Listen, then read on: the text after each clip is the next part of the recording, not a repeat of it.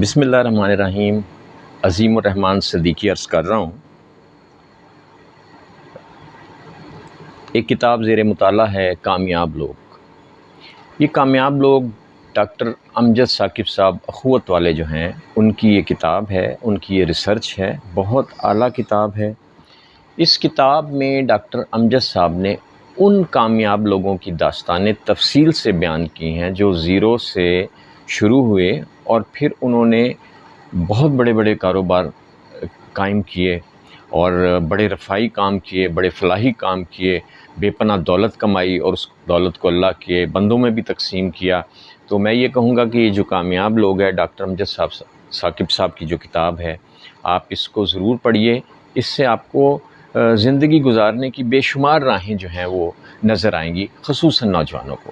بہت شکریہ۔